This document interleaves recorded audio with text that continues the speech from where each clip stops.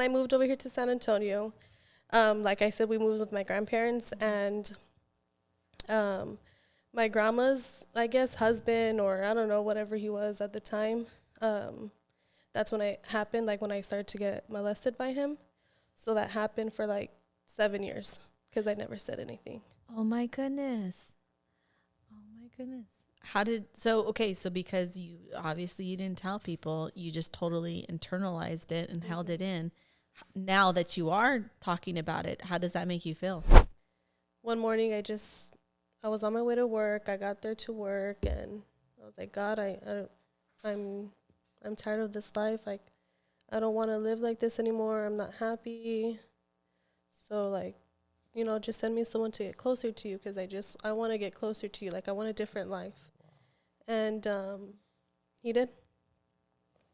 Wow, that's powerful. You said it like that. That was your cry to God? Yeah, I was like, I'm tired of this life. Like, I want to be happy. Like, if I kept everything in, so I didn't know how to handle with my emotions. So I was, very, I was just an ugly person. I was rude. I was mean to everyone. And I never knew why. But that's the reason, because I didn't know how to. I just never dealt with it. I just put it at the back of my mind and never, dealt with it the way I was supposed to. So with the drugs and the alcohol and all of that, I think that helped me, like, just forget and feel something different. And he's like, hey, man, this girl, man, she gave me a goodie bag, man. What do you think it means? He's like, man, I got these candies, man.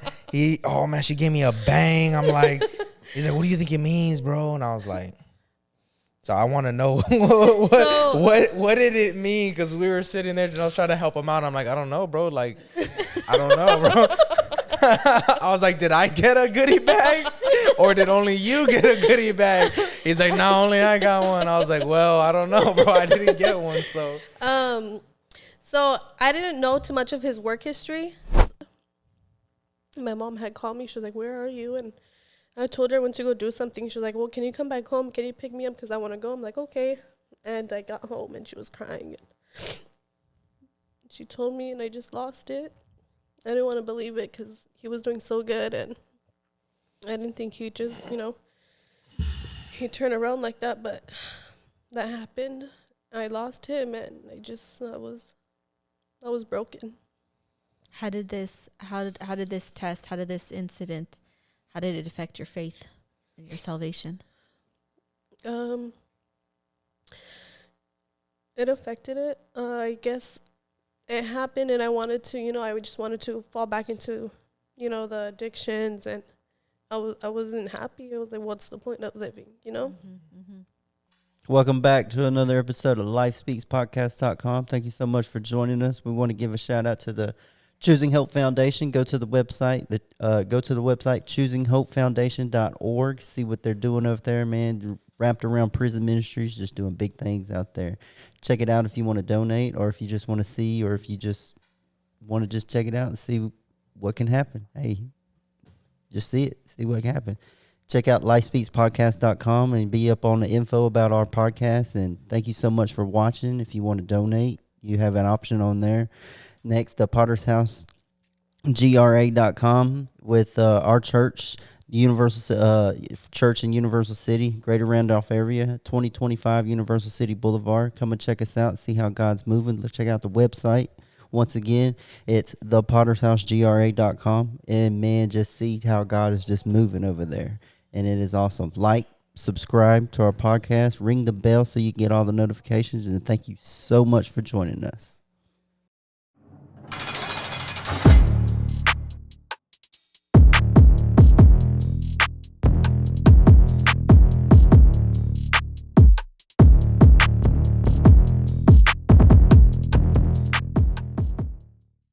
All right, welcome everyone back to another episode of Life Speaks Podcast. It's me, just Jesse, and Lizzie Lizard is what I've been informed her new nickname is. So we got just Jesse and Lizzie Lizard. Thank you for joining us for another episode. We got a very special guest lined up, Miss Isis. Isis, what's your last name? Escalante.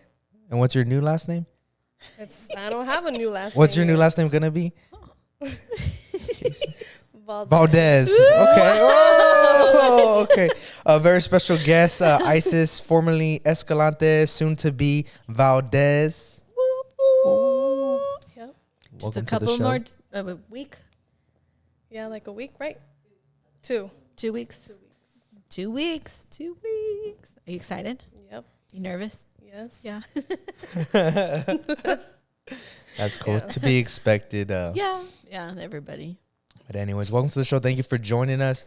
Like how we always do, if you just give us a privilege to look back into your life, just start from the beginning, some of your early memories, and just give us a glimpse into who Miss Isis is. Okay. So I was born in El Paso, Texas.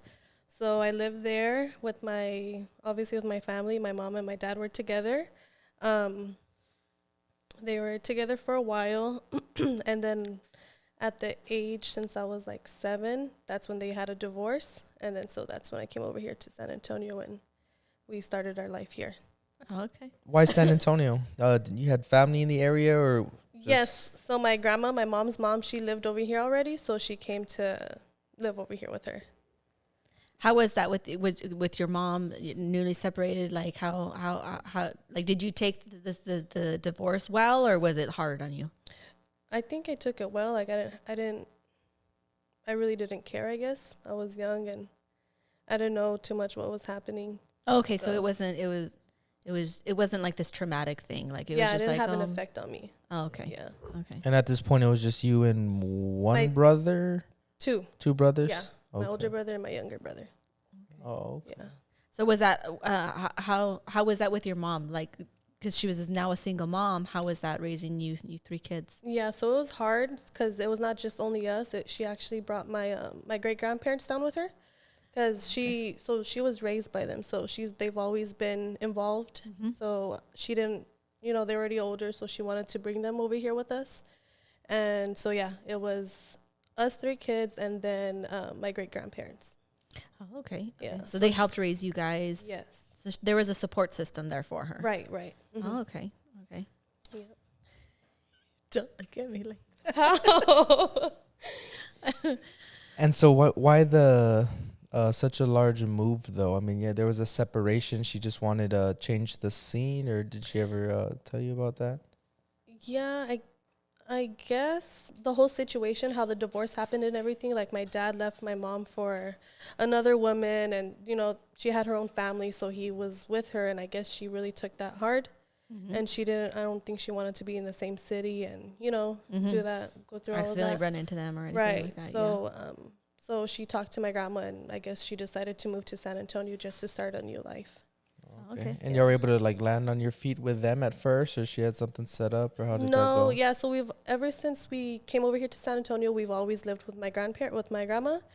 So they lived in apartments. So once we got there, we lived with them, and then after a while, we were able to get like a 3-bedroom for everyone to have. My grandparents, my great grandparents, and then us kids share a room with my mom. So that's how we lived. We all lived together. Oh wow! Wow. Yeah. Oh, that's A a lot of lot of people. you. Yeah. Yes. So you've because just recently too, since before you moved out, it was a bunch of you in the house. So you're used to that. Like Oh, it's yeah. always a Yes. packed house. Yeah. Oh, okay, so that was just the norm. That was just the norm. Oh, okay. Okay. Yeah. So are you ready for you in a apartment with just Casey? Is it gonna be like the quietest you've ever had it? Yeah. You think that's gonna be weird? Because you would when you lived with us, you would say it was really quiet. Oh, I'm like, yeah. it's not quiet in my house. You're like, yes, it is. Daniel's kind of like- quiet. Your kids are like really well behaved and Yeah. quiet. They're just chilling, reading a book, doing like Sudokus, just chilling on the couch. Like, would you like a coffee?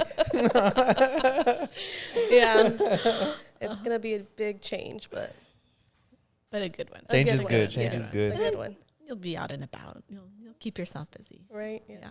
Yeah.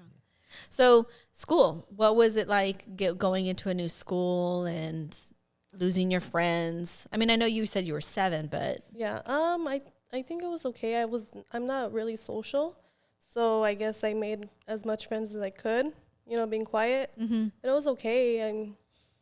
I liked school when I was young, but after a few years, I didn't. You didn't like it? Yeah. Like later on, like high Yeah, school later years? on, Oh, yeah, okay, like okay. middle school, high school. Yeah. So you guys moved to San Antonio and you started your new life here. Yes. Okay, so new school, but that didn't bother you because you're chill. Yes. Mm-hmm. Okay. You said your mom being a single mom. Was there anything that sticks out that's why you wrote it? I wrote that. Yeah, you said single mom. Oh, wrong list.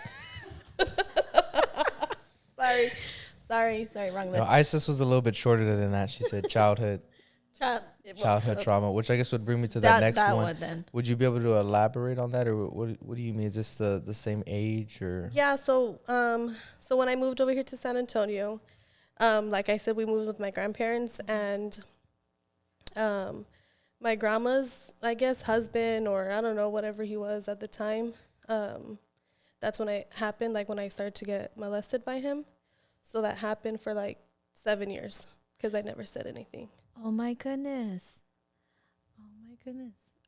So because you didn't tell people, you just totally internalized it and held it in. Now that you are talking about it, how does that make you feel? Well, I think I've already like processed everything like within time, but now that I'm saved, like I've been able to like let that go, and I've that me speaking out was like a big step in my faith in God because I was so young, and I just knew that if God was real, he wasn't gonna, because our situation, how we all lived together, I knew he wasn't gonna like leave us homeless or anything like that. So that's when I was able to speak out. But so I think that really helped me. How old were you when you spoke out? 14. Okay. How was that received? So I told my mom, and I guess she believed me. She believed me. Like Good. There was no doubt. There was like no questioning.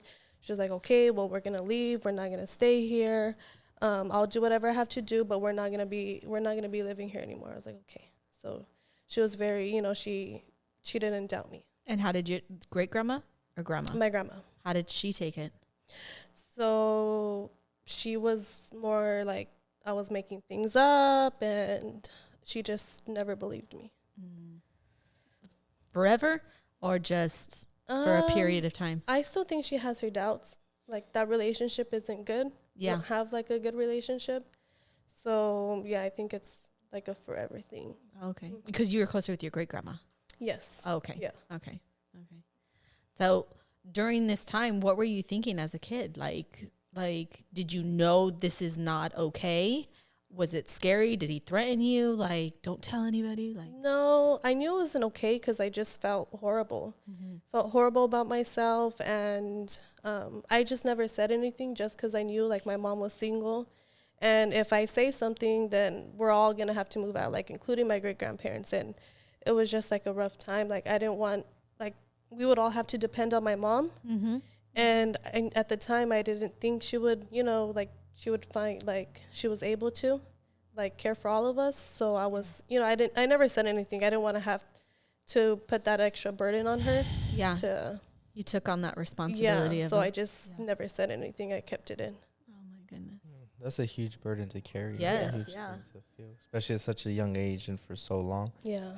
That's wow. And you're not the oldest, right? You have older brothers, or one younger, one older. Yes. So I'm the second oldest. It's Isaac first, and then me. And what's the age difference on that? How much? 2 years. 2 years. Yeah. Oh, okay. So I mean, he was still pretty much a kid too. I was gonna say, like, how did your brother feel, or like, did anything ever? Yeah. So when they found out, they were very upset. Like something happened, and it got physical. So. Yeah. Oh, wow. And so you go from childhood trauma to pre-church. So I mean, y'all made the move then from 14 to pre-church, because I mean, you're still fairly young. I think we're all about the same age. Me, you, my wife, like 20s, something like that. Yeah. So. What was that those years from then? Like y'all take off at 14, and then from there y'all are able to stay together as a family. Just subtract your grandma. Right. So after I spoke out, we were from place to place, but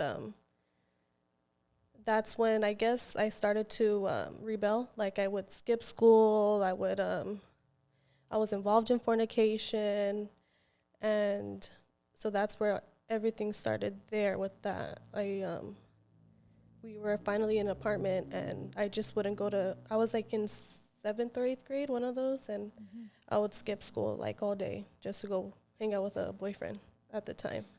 Do you think it was the influence of the boyfriend, or do you think it was the situation and then mom being a single mom working, that it was less eyes? Because you obviously your grandparents were probably home keeping an eye on you kids. So was it? Yeah, so it was a little bit of both. By this time when I spoke out, my great grandpa had already passed away. Okay. So it was just my great grandma, and she was just, just there. So I would act like I would go to school, but I wouldn't go to school Yeah. because the boyfriend at the time, he was older than me. So I was like in 8th grade, and I think he was in 9th grade. So he was already in high school, and the high school was down the street from where I lived. So we would skip school and, Go take the hang out. bus. Yeah. Yeah. You guys would skip school. Yeah, and then my junior and senior year, so I had a boyfriend. It's a different boyfriend, right? Because Okay. I was like, Going through that. yeah, I was just like that, right?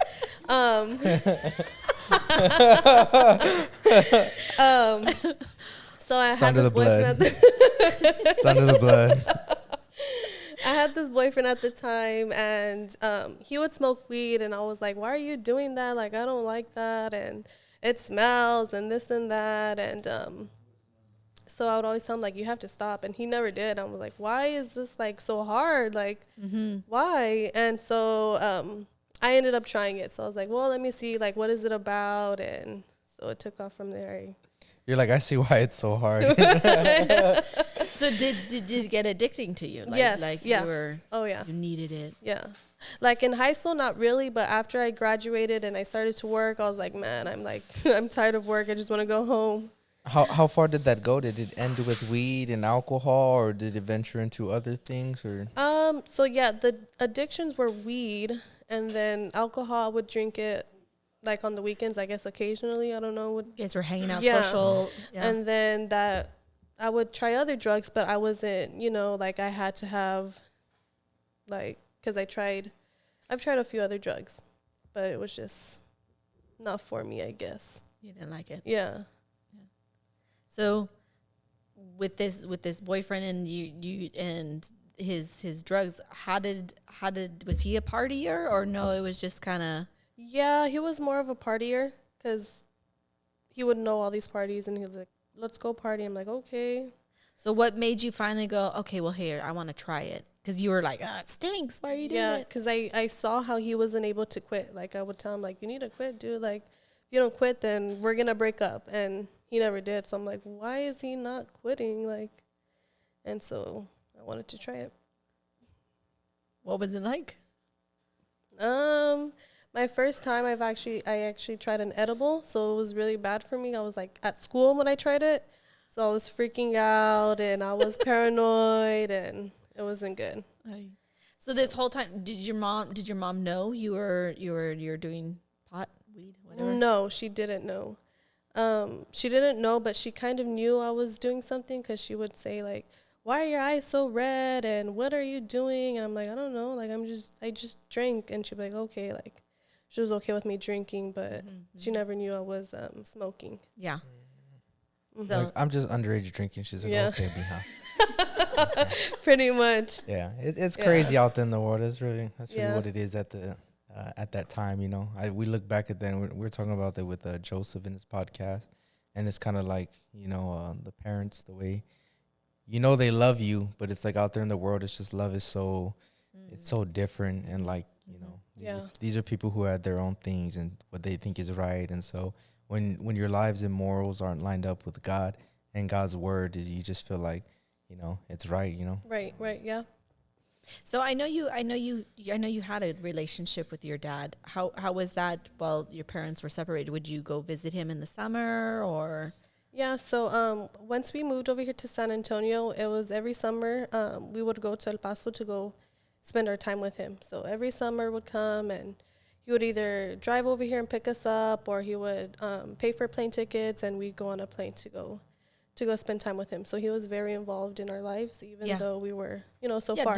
But he was in your life still. Right. It wasn't my dad left and no. never came back. So you Did still you had that see- father figure. Did you see the other family as well? Was it kind of like he had another family already set up, but he would still bring y'all? Yeah, so he would, he had the other family, so we would go visit, and I'd visit him and, his little family, and then I'd go with my grandma, my aunt, like all of them. We'd just, go hang out. And Did you ever feel like you could have told your father about what was happening with your grandfather? no, I guess I was too scared to tell him. I didn't know how he would react to that. Oh, you think it would have been like a bad scene, or? I don't know. I think he'd be more disappointed in that I didn't tell him right when it happened. So I didn't want to disappoint him for keeping it in so long. Yeah. Was it always like in the back of your mind? Was it something that you thought of, or do you think that it was something that was just compartmentalized and somewhere else in your head, or like was it something that you would think about often, or that worried you, or where was it in your mental space? Yeah. So like, when it would happen to me, it was at night when I was asleep. So, like during the day, I'm like, okay, like whatever. And then nighttime comes and I'm like, man, like, is it going to happen again today or is it not? Like, yeah. So I have a question though, because you guys were in a little apartment, like, and you were with your mom and your brothers in the room, like he would sneak in with them there. Like he was that bold. So at the times my mom was going through the divorce and everything. So she would go out and party sometimes, Oh, okay. trying to cope with it and everything. Mm-hmm. And it would happen like that. Like if she wasn't home, my brothers, they would spend the night with friends sometimes too. And I'd be there by myself, or, just any opportunity, he would take it. Oh, okay. Mm-hmm. Okay. Do you think that had something to do with the drugs, or did you ever feel like the drugs helped with that, or did it create a burden on you, or? Yeah, I guess. I kept everything in, so I didn't know how to handle with my emotions. So I was, very. I was just an ugly person. I was rude. I was mean to everyone, and I never knew why. But that's the reason, because I didn't know how to. I just never dealt with it. I just put it at the back of my mind and never, dealt with it the way I was supposed to. So with the drugs and the alcohol and all of that, I think that helped me like just forget and feel something different. Mm-hmm. Because I know you're pretty chill. You're pretty quiet. You said you had your friends, but I know when we were painting, you were saying that it was like it wasn't a big group of friends. It was just like one or two here. Did you ever feel lonely, or because because this was going on, you were angry, but you were holding it in? Did you ever feel lonely, or like I don't know what I'm trying to say. I felt lonely all the time. Aww. Really? When she said that. Aww. I did. Like I was an ugly person, so I couldn't stand anyone. I would talk to people, like have friends, and I'd get tired of them, and like just block them out of my life. So Yeah. I just felt like I was always by myself. Oh. They'd be like, "Good morning, Isis." You're like, "Yeah, she's out of here. She's out of here." I'm done with you already. Yeah. Oh. Yeah, And that's why I was always bitter, and I was really mean. I was mean. Yeah. How did your brothers come into the picture as well? Because we know you got your brothers and your sister. Did the family just continue to grow, or like your mom remarried in the meantime? Do you mean my sisters? 'Cause my brothers Just were- your sisters, right? So it's the Yeah. two brothers and then the two sisters. Yeah. My two sisters, they came in whenever. So a little bit before I was 14, I think I was 12, my mom got pregnant of Shelby, the older one. And so they came into the picture, Shelby did. And then a few years later, Shaylee did. So, at that time, my mom had met a guy, and, she was going out more, and, in a way, she kind of neglected us. She kind of neglected us. She, she would go out and do her own thing because she thought we were okay at home with our grandparents, and, everything's okay, nothing's happening.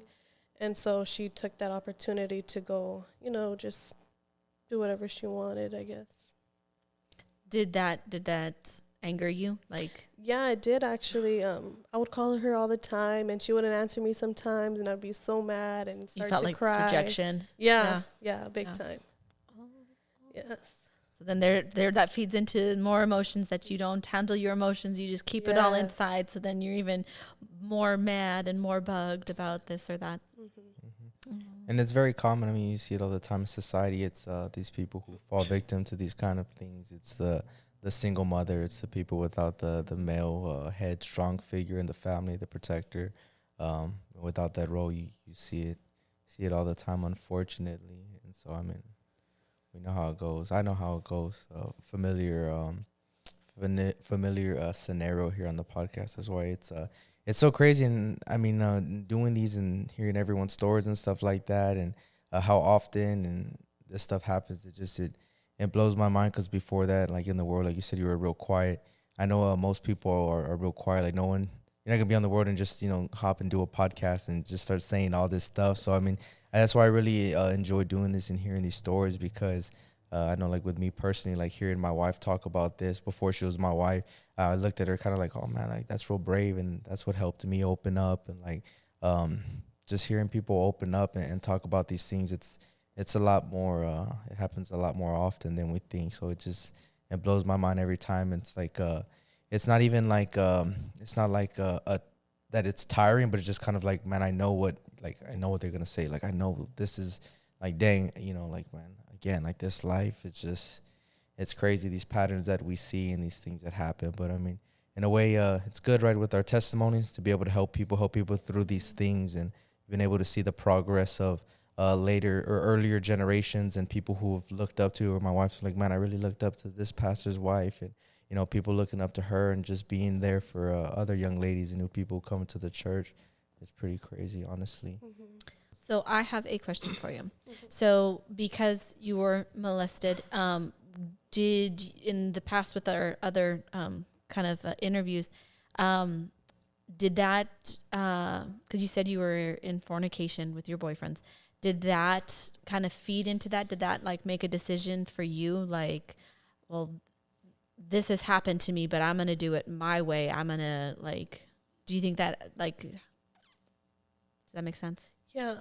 So I guess so after the whole the trauma, I was just doing whatever I wanted, basically. So whatever I wanted to do, I was gonna do it. I would sneak out at night when everyone was asleep, and I'd go hang out with him, and whatever I wanted to do, I just did. So was it like, oh, you had a boyfriend and then it just kind of happened, or was it, I guess kind of what I'm asking is, because the other two testimonies, it was kind of like this big traumatic thing that in their head, they're like, if I'm going to lose my virginity, I'm going to do it my way. it's not going to get to the point where now this person is molesting me, but then they get the opportunity to rape me. Like, I'm going to do it my way. Was it ever like that? Or was it just like, just boyfriend and girlfriend, and just stuff kind of just Yeah, I snowballed? think it was just boyfriend and girlfriend thing and being in the world. And he was a little bit older than me, so he knew more. He was in high school already, and so I guess I just did whatever. Okay, so it wasn't like this thing where it was like, I'm just gonna do it my way. You know what I mean? It was just like, it happened. It just kind of progressed to where Yeah, it I think it progressed just to. happened. Okay. It's been while things just kind of happened, and what led up to you coming to the church. So your high school years. Did you graduate, by the way? Yes. You graduate. So okay, your high school. You graduate. You're drinking. You're smoking. You're kind of just living this life. I imagine you're just working. Yeah. Living with your mom, a little bit older now. You've lived this life. You're like, this is what life is. Yeah. Were you looking for something greater? Did you just kind of walk in one day, or what's the story that led you to Christ? So I had been living that life, and I was getting tired. I wasn't happy. I was mad all the time. I just wasn't happy. So I one morning I was on my way to work. I got there to work, and I was like, God, I'm tired of this life. Like, I don't want to live like this anymore. I'm not happy. So just send me someone to get closer to you, because I want to get closer to you. Like, I want a different life. And he did. Wow, that's powerful. You said it like that. That was your cry to God. Yeah, I was like, I'm tired of this life. Like, I want to be happy. Like, if like, Did you know of God before, like throughout your childhood? Yes. So I guess we grew up Catholic. Okay. I was baptized, and we would go to church sometimes on Sundays and things like that. But we weren't. It was just like a religious thing. Okay, so it was a hit or miss. You weren't devout Catholics or No. anything like that. Yeah. Oh, okay, okay. So you had some sort of concept of Jesus, God, Yes. heaven, hell, whatever it is. But Right. so you did have some things. Yeah. So that's why at the time when I spoke out, I was like, if God's real, then he's gonna make a way for us to not be homeless. And he sure did. So I was like, okay, well, he's real. So, I just put that at the back of my mind, and I never, I never picked it up from there, because I was a teenager and I wanted to, Doing your own thing. yeah, I was doing stupid things. So, so I ended up, I cried out to God, and I was like, I'm tired of this life. Like, I wanna be happy, and I just, I wanna get closer to you. And yeah, so he sent me someone. And who was that? Who someone? was that someone? And it was about, I want to say, maybe a few weeks later, or a couple weeks later, I was at work and I needed a contractor. And I called my mom, because we work with the same company. And I told her, and she was like, well, I have this guy left me his business cards. I haven't tried him, but if you want to, try him, then go for it. I was like, okay, because I needed a contractor. And so I called him, and he ended up coming, and he was, I was showing him all the work that he needed to do, and I was very short with him. I hated meeting new people. I was like, oh man, I don't want to meet this guy, but I need to do it for work. And so he started to work there, and every time, like, he would come in to sign paperwork, or I would go walk the apartment, he was always talking about God. Like, he was like, well, I'm not going to finish today because I got things to do for ministry. And I'm like, okay, like, I don't care. Like, just get my apartments done. So he was Did always... you know what he meant by when he would say ministry? No, I didn't. I was like, I don't care what that is, but just work. I didn't know. And then I think he had revival. I think there was revival going on.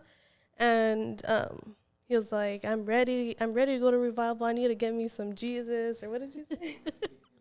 I need to get my Jesus on. I was like, is he for real? And I started to laugh. I was like, man, like, that's That was crazy. it, the first laugh. That's when he knew. He was like, I got her. Yes, a laugh. So I started to put two and two together, and I was like, this is God, because I prayed to get, and he would always invite me to church, and I was like, oh, okay, and he gave me a flyer, and it just stayed like that. And then I would always watch YouTube on my phone, and he was like, what are you watching? And I was like, oh, I'm watching these, do you know Soft White Underbelly? Yes. Okay, yeah. So I would watch him, and he was like, well, our church has a podcast, and my testimony's on there. I'm like, oh, okay. He was like, I don't know if you want to check it out. I'm like, yeah. And then so I watched it, and I watched all the other testimonies. Like, man, like, that's powerful. Like, God did a lot of, God did things for these people, and he did miracles, and I'm pretty sure he can do a miracle with me, because, like, I was tired of it. Yes, yeah. And I think I had texted him, like, like, when's the next podcast gonna drop? And he was all like, I don't know what he said at the time, but he was like, we're having church tomorrow if you want to come. I was like, okay, I'll go. And then that's how that was the end. I went to church. I remember that. I was there. You spoke about this. So I have a question, because I was there for some of that. But I do remember one day, because I remember Casey's side of it, because I was with them, helping him for one of the units or something like that. And so it was funny, because I walk in, and he's got like a goodie bag. He left out the goodie bag. And so I want to know what was up with that goodie bag. What was your intentions of that? Because I walk in, and he's like, hey, man, this girl, man, she gave me a goodie bag, man. What do you think it means? He's like, man, I got these candies, man. She gave me a bang. I'm like, he's like, what do you think it means, bro? And I was like, so I want to know what did it mean? Because we were sitting there, and I was trying to help him out. I'm like, I don't know, bro. Like, I don't know, bro. I was like, did I get a goodie bag or did only you get a goodie bag? He's like, no, only I got one. I was like, well, I don't know, bro. I didn't get one. So I didn't know too much of his work history, but our company doesn't pay they don't pay well for contractors to do the work there. So I was thinking, man, he probably has like better work and we're not paying him anything. And they always our company always tells us, treat your contractors to like a lunch or, something, like just treat them to something because, like whatever. Because they know that they don't pay him enough. Mm-hmm. So I was like, well, so I know he would always drink bangs because I would always see him with them. I was like, okay, well, I'll just get him a little goodie bag and he can work because I think he had told me he was gonna work like late or over the weekend or something like that. I'm like, man, well, I'll just give him a little goodie bag so he can have. So that was that. So it was just a goodie bag. It was just work. Just work. Just work, yeah. Oh, okay. So it wasn't love at first sight when he came walking in. Wasn't like, no. Yeah. Oh man. He had to win you over. He sure did. He had to win you over. Well, good. Yes. Okay, so you came to church. What was that like the first time you came? It was different for me. Excuse me. It was very different. But I felt the Holy Ghost. Like I've never felt like that in a Catholic church. And I liked the service, and I had told him after, I was like, the service was really nice, and this and that, and he was like, okay, well, we have evening service, and so I ended up going to the evening service. Mm-hmm. No, I remember because he was excited because I think he liked you because he was like, my boss is coming. My boss is coming. Yeah, but he would tell us, and so when you came, I remember like, oh, Daniel, that's the girl, and so yeah, and then you came to the night service, and then I remember saying, hey, we're having the Halloween party, and I honestly didn't think you were gonna come just because I'm loud, we're obnoxious, and we're like, hi, and you're probably like, oh my God, who are these people? Mm-hmm. But then you showed up and in costume, Snow White, full right? Snow White, everything, and I was like, oh, so I was like, you just started coming and you got locked in right away too. Yeah, so before I came to church, I was still smoking weed, and once I think I answered that altar call the first morning service, or I answered it pretty soon because I was like, I don't want to smoke anymore. I don't want to be involved in anything. And so I quit smoking and everything, but I knew I had to get more involved because if I stayed home, I would fall back into the, in the same routine, and I didn't want that. So whatever the church had to offer, I was going to do it because I don't want to be around the temptation anymore. Yes, yeah. Yeah. Do you know how like awesome that is? Mm-hmm. That you got that revelation like immediately, like because there's some people who don't get that revelation and they you have to tell them. You have to want it. You have to want it. They're like, you sometimes you feel like you want it more than they. I think pastors even said that like I can't. You have to want this for yourself. But they like to dabble. They like to see how close to the line they can get. But I'm still saved. You know what I mean? And then that's when they end up tripping and falling. And then it's like, well, now you just you backslid, and now you have to get back on the horse. You know what I mean? So it's like for you to get that revelation right away, like. That is awesome. Like, that is so cool. Yeah, so I had that revelation, but then the church made me feel welcome. So, everyone was friendly. They were talking to me. So I was like, well, I mean, they're nice. They're not, like, judging me. Because when I came in, I know I was, No, like, what? What were you? Like? I don't know. I just you were just quiet. Personally, I thought, like, well, because you know how loud I am. I was like, okay, Liz, like don't like freak her out, like we don't want to scare her away. But you were really quiet, so I was just like, oh, she's just a quiet girl, like no, I didn't get no weird vibes or like this is a pothead or anything like that. Like I didn't get that from you. Yeah, you see some of the visitors. You weren't there when I first came, but it gets kind of weird.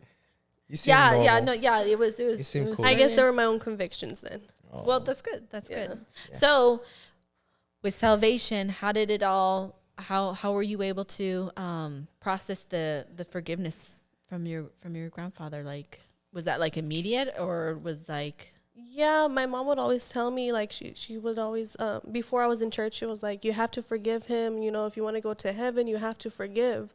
I'm like, okay, like, I'll do it, but on my own time. Like, I just need time to, process. And she'd be like, okay. And then so in the church, I was able to let it all go. I would still hold on to it because I was, I'm upset that my grandma didn't believe me. And so I ended up dealing with it and just forgave. But yeah, he did his time for all of that too. That was like a thing. Like the police were involved and he ended up, I don't know how many years he did, but he did some time. Oh, okay, so he was actually put away. Like, Yeah. Okay, so it wasn't just you telling your mom and you guys leaving. No, yeah. You left that part Sorry. out. There was actually some stuff. But it's because with my trauma, Yeah. I like to forget it.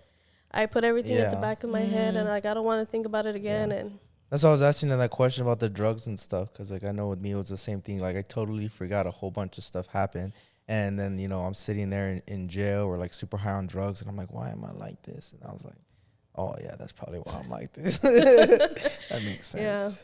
Okay. Okay, so there was actually like a trial kind of thing or something. I think something along the Okay, so you just. Did they ever Yeah. like call you or make you go to court or anything, or was it all just handled? So I think he took like a plea deal or something because they prepared me. Like they actually took me to like the courtroom and this and that. But I think if he took the plea deal, nothing was gonna happen. So I think he did that because I never went to court or anything for that. Oh, okay. Yeah. That's interesting. Was there any other immediate things coming into the church? Like because we know how it is. You come in, and it's like God's just like, all right, let's heal, let's sort some things. Was there anything else like that was on your list or that you noticed that was just kind of sorted out when you first came in? No, I think it was just the addictions. Like I gave it away.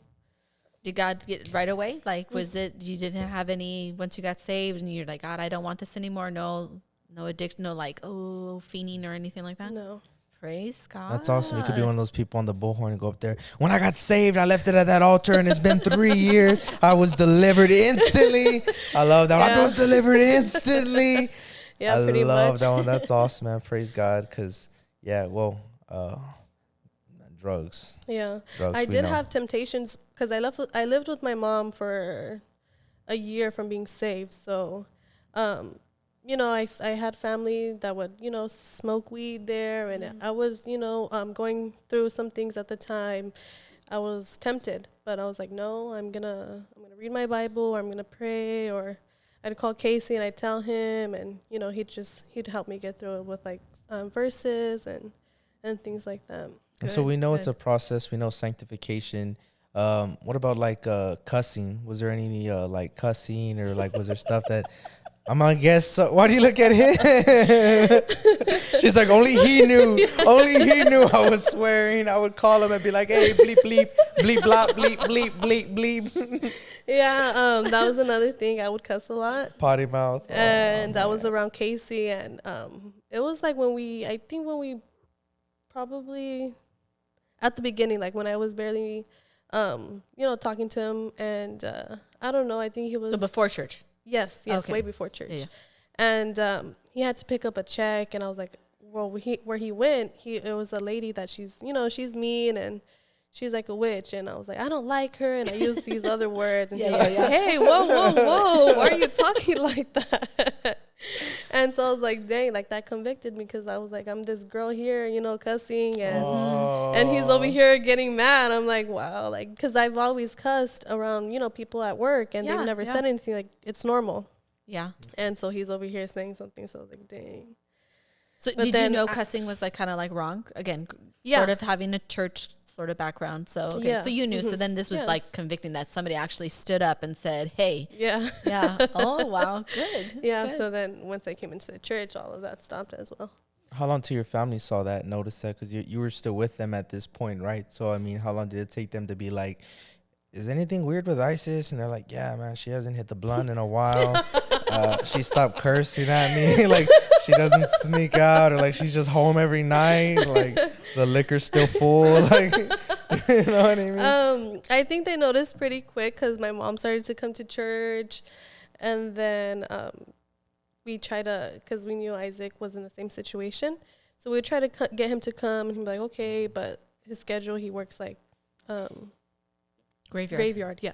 I miss Isaac too. What's up, Isaac? If you watch this, man, I miss you, man. We're praying for you. We Yes, think about you. We yes. pray for you. Little rain. Yeah, so I think they noticed it quickly. And so they would question, they're like, are you really going to church? Or, things like that. I'm like, yeah, like, why would I lie? And so I'm pretty sure they had like their doubts and all of that, but they saw the change. Okay, so you've been saved for like about a month now, and then you lose your daddy.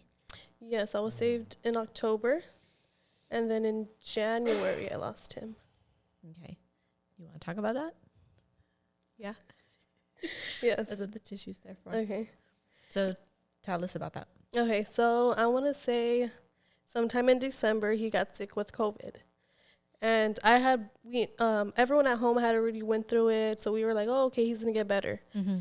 And then one thing led to another. He got sick, and he wasn't getting better. He ended up having to go to the hospital because he couldn't breathe. So he ended up going to the hospital, and he just never left. He would have like anxiety attacks and things like that where he couldn't breathe, and it was to the point where they had to sedate him. Mm-hmm. So they ended up doing that, and it was around Christmas time, I remember.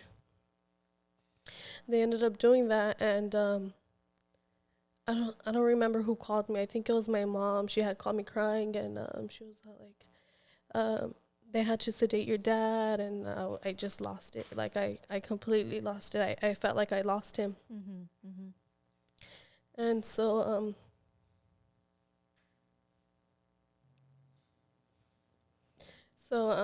we found out that same day. We ended up going to El Paso because that's where he was. Mm-hmm. And his girlfriend, I consider her as a girlfriend, right? But legally by the state of Texas, they're married, so they're husband and wife. Because it was hell. She put me through hell. Like, I couldn't see him that night, and she was just like, they considered each other.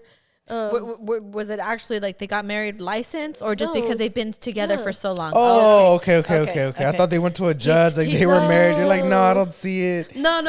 I don't recognize that marriage certificate. It's annolled by ISIS. Okay.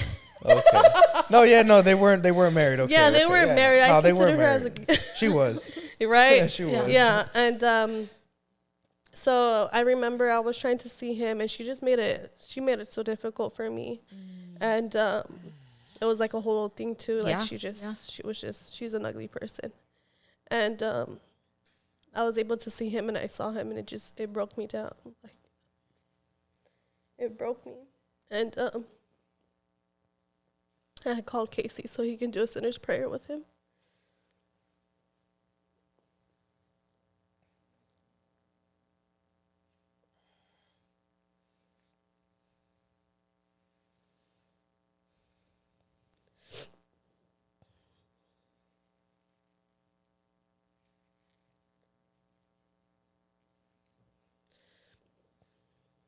And he did, and I would put the services on for him because I think Miss Nate was sending me the links, and I'd put it on for him.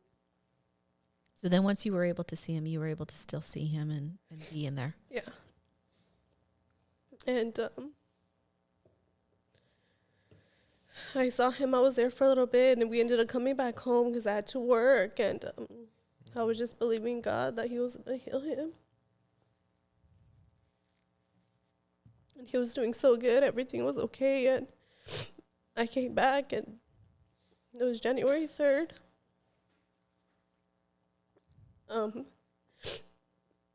I had left to go do something because I was at home. I didn't want to do anything. Mm-hmm. And my mom had called me. She was like, where are you? And I told her I went to go do something. She was like, well, can you come back home? Can you pick me up? Because I want to go. I'm like, okay. And I got home, and she was crying. And she told me, and I just lost it. I didn't want to believe it because he was doing so good, and I didn't think he'd just, he'd turn around like that, but that happened. I lost him, and I was broken. How did this test, how did this incident, how did it affect your faith and your salvation? It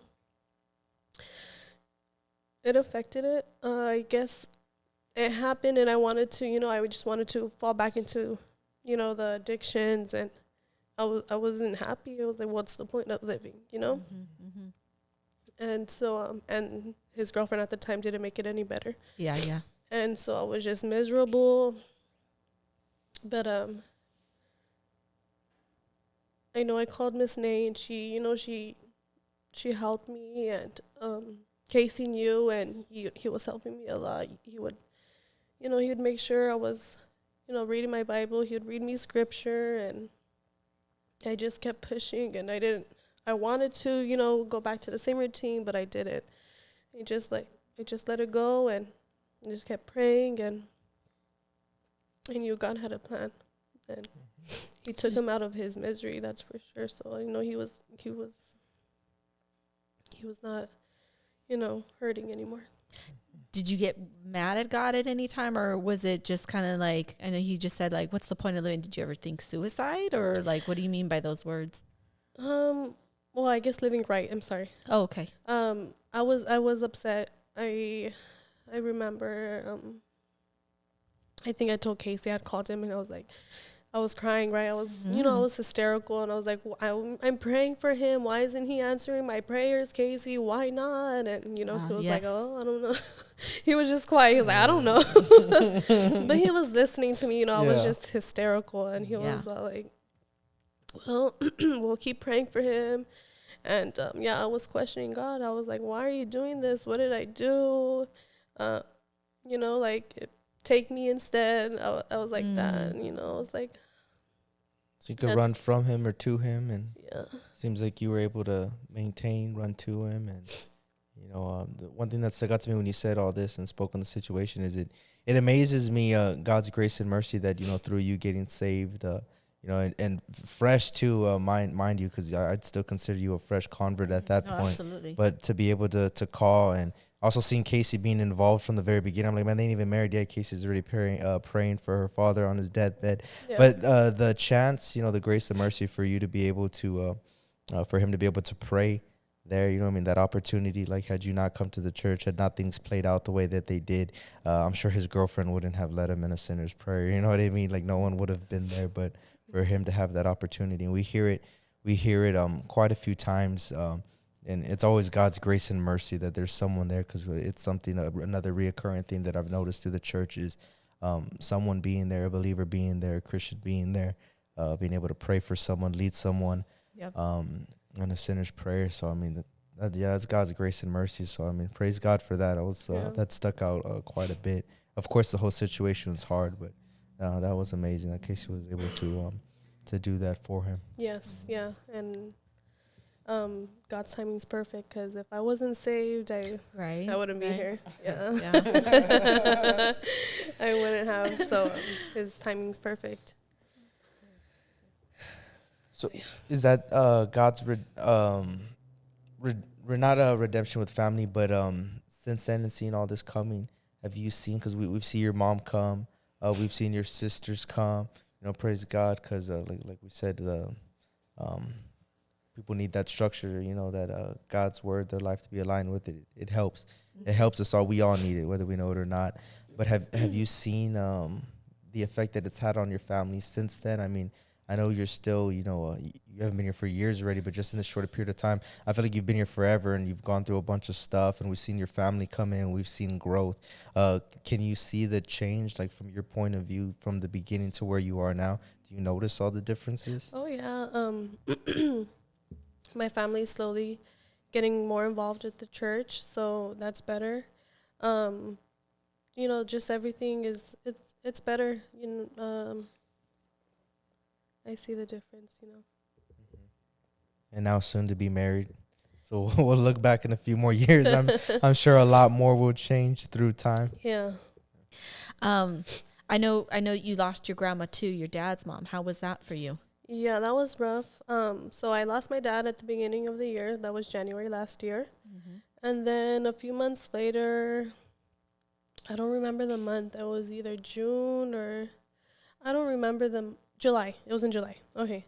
It was in July. I lost my great grandma, the one that raised us. She's been through us with us through everything, and she ended up passing away. She was 93, and I saw that happen. She was just in pain. I felt, bad for her. She was. So you were with her when she passed, Um. or you just kind of saw her digress? Yeah, I Or saw how- her digress, okay. and we ended up. She passed overnight. We had the day before she was just in pain. Like she did it her whole. She was in a lot of pain, and we had stayed up late with her, and then we ended up going to sleep, and about 5 a.m. or so, we checked on her, and she had passed. She had passed. Yeah. Were you able to pray for her? Were you able to to witness to her? Was she open? Yeah, so she's on the she lived the Catholic life. Mm-hmm. So and she only spoke pure Spanish. So I would pray for her, but in English I was I'm not too good with my Spanish. So I'd pray for her, and so she was we had prayed for her. Oh, good. And then I lost my dad's I was gonna, mom yeah. at the end in December. At the end of the year. Those are the 3 losses you were Yeah. talking about. Oh, a testing of faith. Yes. Yeah. Huh? Wow. So I had those 3 losses last year, and it was hard because I'm never going to get over my dad's loss, but I felt like I would get better, and then I'd lose my grandma. I lost my great grandma, Mhm. and then I, get better from that, and then it was my grandma. So Your great grandma. Yeah. How was it when you had lost your grandma at the funeral home and you saw your church family there? How did that make you feel? I felt loved. I didn't know that anyone was going, so I was happy, and I felt the support there. Oh, good. Good. Yes. Because I wasn't expecting it. You weren't. So you didn't know anybody. You didn't know. Because didn't they announce it? I don't know. I didn't get the announcement. I was like, I want to say Pastor had announced like, hey, the funeral home. If you know, you know. Yeah. Yeah, I Oh, didn't okay. know that. Well, we love you, Isa. We're family now. I You're love stuck you with guys us. too, right? You're stuck with us. I think you're locked in. Oh, yeah. Well, yeah. Now, till death does us or does y'all part. Okay, Yeah. so what made you now like, oh, Casey?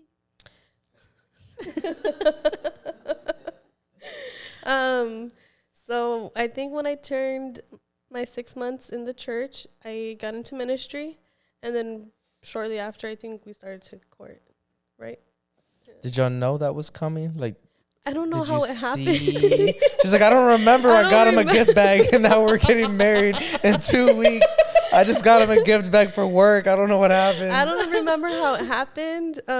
I think pastor sat us down to talk to us, or I don't honestly don't remember. Do you remember? Do you remember? How did it happen? Whatever. No, let's not talk about that. Anyway, so shortly after I turned my 6 months in the church, and after I got into ministry, we started to court. Nice. So okay, so how has it been different with your relationship with Casey than the relationships you had in the world? Like, do you see, obviously there is a big difference, but like, is there little things that you're like, wow, that's different, and I like it like that? Yes, I tell him all the time, I'm able to sleep, because like with my past boyfriends, like I was up all night, like calling them, driving to see where they're at, looking for them. Yeah. Was it because you Sounded were like paranoid, the or was it crazy because girlfriend. they were? No, it was both. Where I are was you at, boy? I was paranoid because I knew they were not doing something. Okay, No. see, there was a Okay. reason. There's They a gave reason. her a reason. Yeah. They're like, I blocked you. I told you already. Stop calling me. It's over. We're on break. Yeah, so so I tell Casey all the time, like, I appreciate you, because you there's not a reason for me. It's a peace of mind. Yes, I have that peace of mind that I can Yes. sleep like whenever I want and not have to worry about, oh, what is he doing, or where is he at? Getting into trouble. Yeah. Yeah. No, okay, so it really does bring a total peace of mind, because when I was out in the world too, just being cheated on and stuff like I was that. like, you were calling them too? Like, No, where are no, you no. at? Well, okay, yes, yeah. But you put up with it, right? Yes. Which is, and then afterwards you're like, why did I do Yes. that? You even your self-respect for yourself, you're just like, man, I know better. Like, I know I deserve better.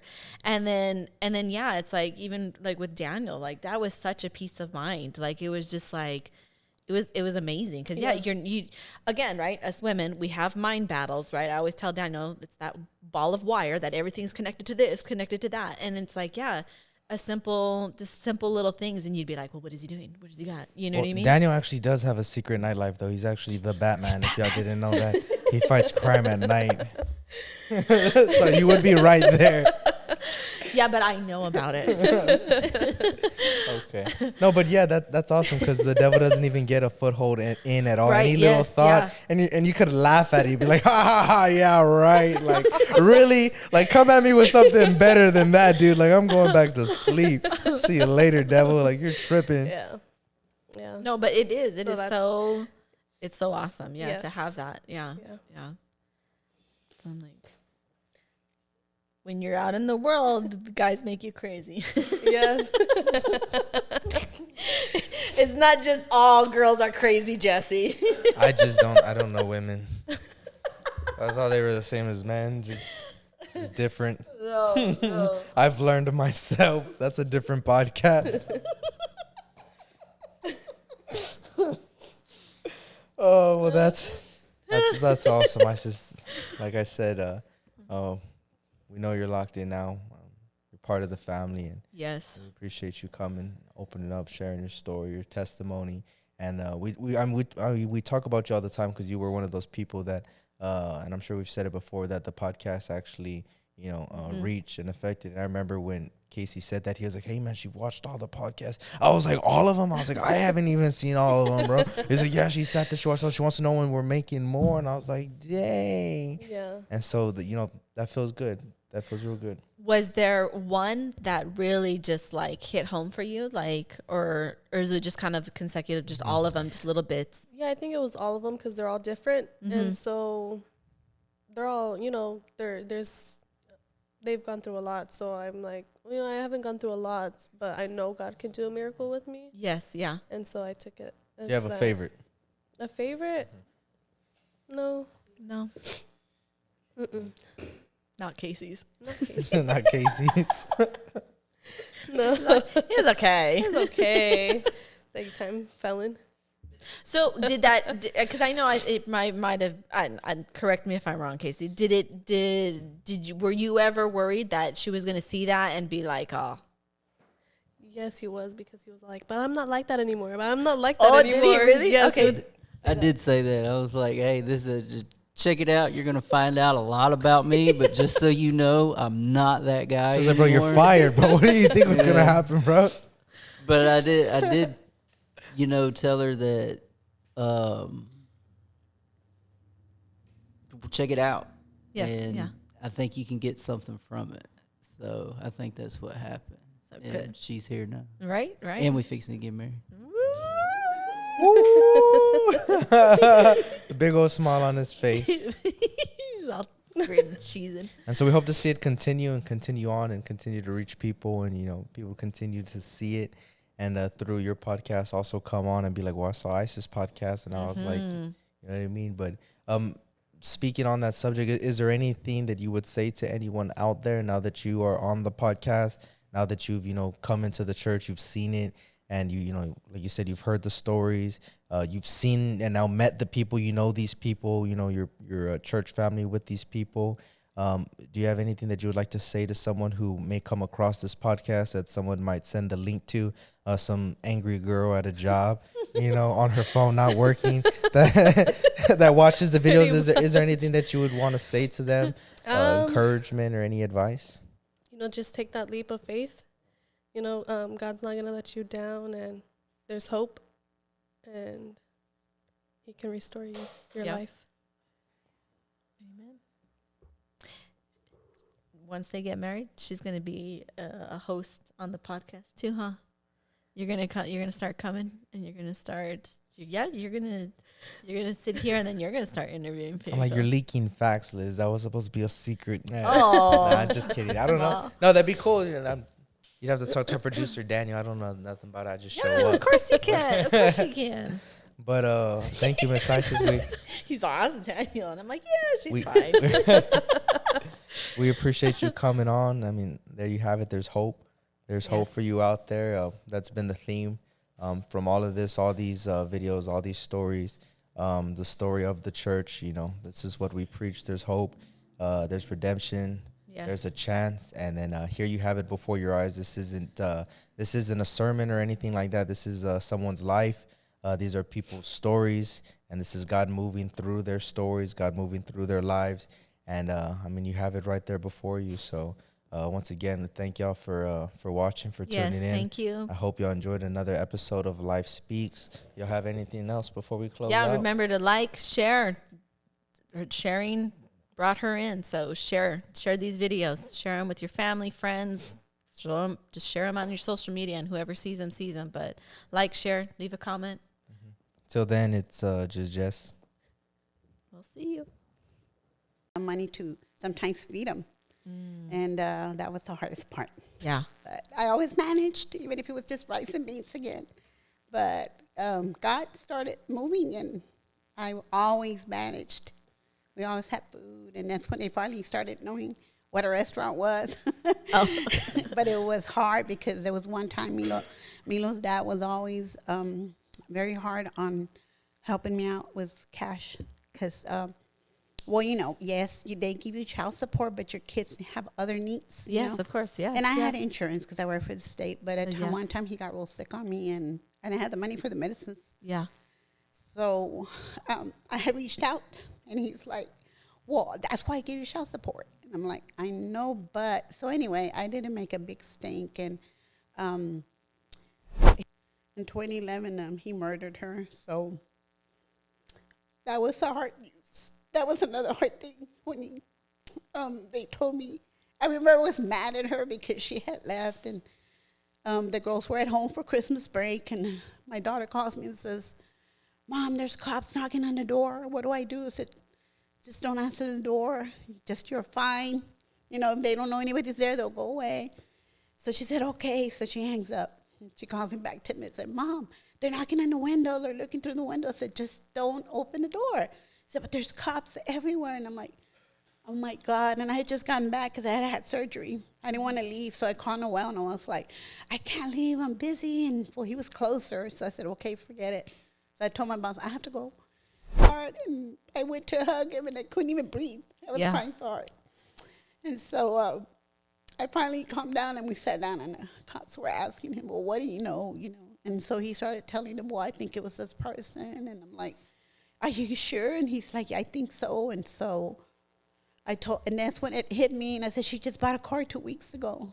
I said, and he goes, where? And I said, I think it's from Mansira, and it has a GPS tracker because she had bad credit. Mm-hmm. And so they right away got on the phone to Mansira, and he took the car. So they tracked him. Well, good. So, and they finally found him. And, he had killed someone else before. He killed her. I want to go through this again. We had just caught up in the medical, and I said, I don't want to be here by myself. And so he's like, you're going to be fine. You're going to be fine. And that was we had to start all over. Then COVID hit. And the good part was I would go with him, and I would tell because my husband would just start talking, and he'd forget. And I was the one that would always tell the devil, well, what about this? What about that? Why is he doing this? Why is this happening to him? Well, can't we do this? Because, I would read and stuff. Mm-hmm. Well, when COVID hit, I couldn't go in with him. You couldn't go in with him? I couldn't go in with any of his doctors, and I hated that because I knew he wasn't telling them what needed to be said, or did I trust that he was telling me what they were telling him? Yeah. Because he didn't want me to feel bad. So, after that, things just started going bad. And so I would pray and I got to heal him. And Mila calls me. He says, Mom, I'm going to kill myself. I can't do it. And he's telling me he's going to kill himself. And I'm crying drastically. And I'm saying, God, I just lost my daughter. I can't lose my son as well. So I'm crying. And so Pastor Will says, what's going on? And I said, he's calling me. He says he's going to kill himself. And he says, get his number, or give me his number and give him my name. Tell him I'm going to call him. I'm going to call him and I need to talk to him. So I told him, I said, look, don't do anything. He said, Pastor Will's going to call you. And so he left and he called him, and then he called me back. He says, I'm going to meet him at a cafe or some place where they serve coffee, and I'm going to put him up in a motel or something. He put him up for 2 days, I think. I don't remember. And next day he called me and he said,